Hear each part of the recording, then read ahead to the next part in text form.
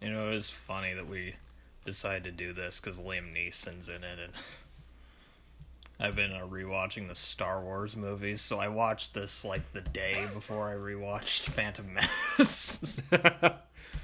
Actually, after you sent me the message saying that you're rewatching The Phantom Menace, I ended up watching it that evening too. Really? Yeah. And rewatching it, oh my god, I was way more aware of the problems with it on that rewatch. I think the rewatch of Attack of the Clones was really the one where I was like, huh. Because the relationship between Padme and Anakin feels super weird and scuzzy. The romantic stuff in Attack of the Clones is just terrible, but Because it really comes across as Padme doesn't really like Anakin for a majority of it. yeah, and then he tells her that he killed kids and stuff, and then she's like, okay. And then she warms up to him, and it's just like, what? I mean, she is a politician, to be fair. But yeah, Phantom Menace is still my least favorite of the prequels, I would say. The plot to that one is such a mess. Mm-hmm. Like, it's just... And, look, I mean, you can say what you want about Attack of the Clones, but Count Dooku is a way better villain than the fucking Trade Federation. I will say Count Dooku is very cool. Jango Fett is very cool. Yes. Obi-Wan, he's pretty cool in that one, too, yeah. The stuff with Anakin and Padme, though, it's just not well written. Yeah. I will agree with you on that. But Attack of the Clones, for me, that one at least, it's ridiculous. It's bad, but it's at least ridiculous, which makes it fun. Phantom Menace is just kind of... For me, Attack of the Clones is kind of a slow start, which I wasn't a fan of. Or I guess I'm not a fan of. I don't know. Phantom Menace always felt way slower to me. I guess just the plot is just less interesting to me. I don't know, like pod racing, I mean, just, I don't care. Like, just...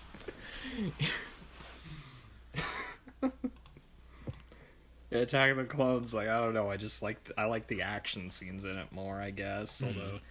That's fair. The Darth Maul fight in Phantom Menace is pretty good, though, but, like, aside from that, like, I think Attack of the Clones is better action in it, and more of it, too, and it's just more...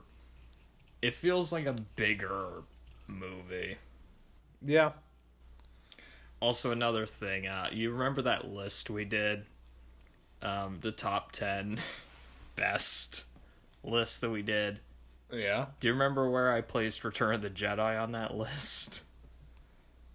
Off the top of my head, no. Was it like 9 or 8? It was like number 2 on that list. Oh!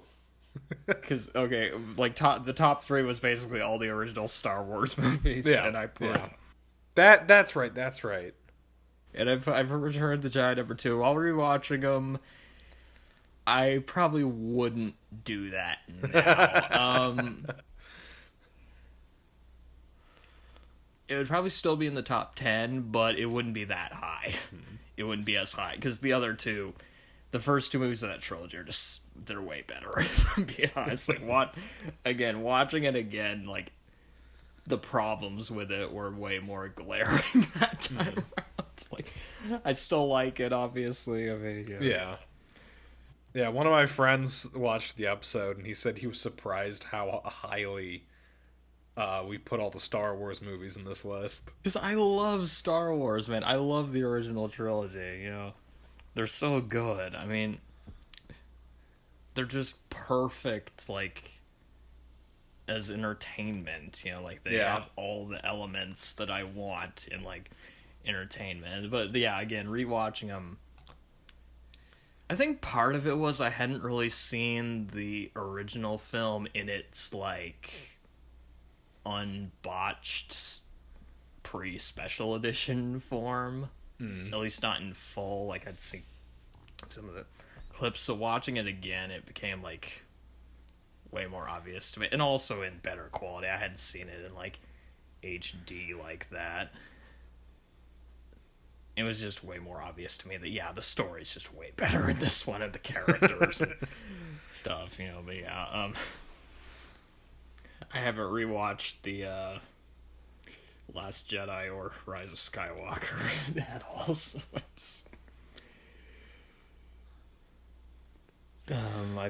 I did find some fan edits, so I might watch those. But yeah, I just I still want to try making the one fan edit that I told you about where I turn each trilogy into a 90-minute movie. I feel like that'd be a very interesting and difficult challenge. yeah. I feel like the Ewoks would get axed while you're editing There'd be a lot of Phantom Menace that would get axed too. and Attack the Clones. Yeah.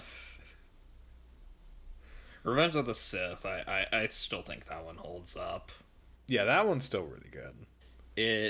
While watching it again, though, again, I was noticing a lot more problems with the story, but There's problems, but it's really fun. I wouldn't put it in my top 10 list like you did. Was he surprised that you put Revenge of the Sith at number 10 on there? Yeah, well, I think he was surprised that like that many Star Wars films, but yeah, I think he was about Episode 3. Because that is a little bit insane to put like one of the prequels in your top. I love Revenge of the Sith. I love Downfall stories a lot too, so that probably had some influence. It is a really good movie. Again, there's a lot of dumb stuff in it though, to be fair, Yeah. but yeah, it does have a lot of good stuff in it too, yeah. The Emperor is just amazing in that. Yes. While watching that movie again, I was like, Ian McDiarmid just looks like he's having so much fun in that. And his laughs are just amazing too. Like he just, That is like perfect casting. and it's amazing too that like he played that same character like 30 years before, and it feels like he never left the role either. So like, Yeah. although, yeah, again, the writing, there's problems with the writing. There's really, when you look at it, there's problems with the writing in most of the Star Wars movies, but more so in, like, the prequels and the Disney ones, obviously. I still don't like Rogue One, though. I will say that. I was rewatching that one earlier. Today, actually. Believe it or not. I still don't like that one. I'm sorry. I would recommend Andor at the very least. Is it better than Rogue One? It's a lot better. The first two episodes, okay, the first two episodes are rough because it's definitely in line with the Rogue One, but after that it actually gets very interesting. As I was reading a little bit about it, it was saying like it's a little darker and more. Yeah, it's darker than the Boba Fett show, which I don't know how to feel about that, but I haven't seen that either. it's not worth your time. Don't bother with the Boba Fett show. Like if I still want to like Boba Fett, I guess I shouldn't watch that. That's what you're saying. Pretty much. Because I don't actually know the specifics of why it was bad, but I've just heard like the people. It doesn't fit Star Wars. The story's not that good because they did the thing where they wrote a movie and then had to stretch it out to 6 TV episodes. Oh. Oh yeah, that's right. Because they were planning on doing. Okay. It's just not very good. In Mandalorian, I've only seen like 3 or 4 episodes of it, and I don't. That one's pretty good. I mean, I thought it was good actually what I saw of it, but I just didn't watch the rest of it because I don't have Disney Plus, so I just yeah. But maybe I'll find like a pirated copy of it somewhere.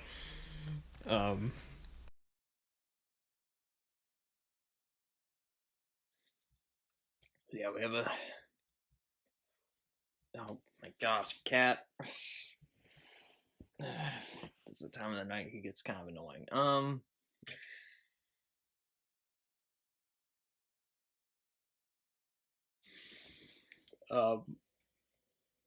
Should we get to the trivia?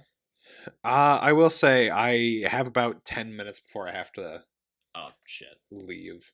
Okay, I should probably get. I might cut some of this quick. Okay. If you want to, we could tomorrow briefly get back for a little while and then record the trivia. We could do that. Okay, we'll do that. We'll do that. Because I feel like this one definitely deserves more time to talk about trivia compared to something like Alien Origin. Yeah, which had nothing. That one was one of the ones I didn't even bother with the trivia. I did not give a fuck. I don't care what kind of excuses you have for this stupid thing. And the Alien Convergence, we had two things. We had two things for the trivia. Oh my god. Here we go then. I'll start one then. Okay. Oh jeez. Yeah, I was like, I didn't rewatch The Last Jedi, but I watched a fan edit of it, so I was like, I kind of What changed? It was like 1 hour and 5 minutes, if I remember. Oh wow! They really chopped it down. It was basically, do you want to guess what was in the fan edit and what wasn't? It's pretty easy. I'm gonna guess they cut out most of the casino stuff. Okay, they basically cut out most scenes with Finn. Wow. And basically, basically all it is just the scenes with Luke and Rey, and that's it. Basically all of that. And you know what? Honestly, the movie flows better that way. It's still not good, but it flows better. Because what was even the point of that casino subplot? Like, what the fuck was even the point of that? The whole thing is like, the money, it's funding both sides of the war. And we're gonna spend like 40 minutes here. What does that have to do with the main plot? Nothing! And I guess there was also the animal cruelty message in there too, kind of, which, okay, I mean, it's fine to have that in there, but could you incorporate it into the plot a little bit better instead of just having it be this weird side thing? I don't know. God, that movie that movie pisses me off so much. Just the more I think about it, the more I'm just... I also have like a fan edit of Rise of Skywalker. I was considering watching that one. I have no idea how they'll be able to do a fan edit of that one. I don't know if you can fix that one. That one's kind of... That one just is inherently a broken movie. Yes. That movie was just a case of we gotta shove as much shit in here as possible and retcon as much shit as possible. Because, like, just... Which, to be fair, I mean, Last Jedi really fucked that series. So, like, I mean, what the hell do you do after that? But still, even sitting there in the theater, I was like, okay, I expected it to be bad. I wasn't expecting it to be quite this bad. It was... it was stunning how terrible it ended up being. Ass. Just every plot reveal just made no goddamn sense. Like, it was astounding. Like, because there was that one plot, like, oh, Hux turns out to be a spy. There's Rey, turns out to be a Palpatine. Oh, what else was in that story? Oh, of course, the huge one, Palpatine's alive. Yeah. Okay. And it's just like, it's basically just said so matter-of-factly, just somehow Palpatine returned. God. And that movie also made me reassess, like, J.J. Abrams as a director. That was the one that kind of made me go, you know what? Maybe he is as much of a hack as people say. Just like,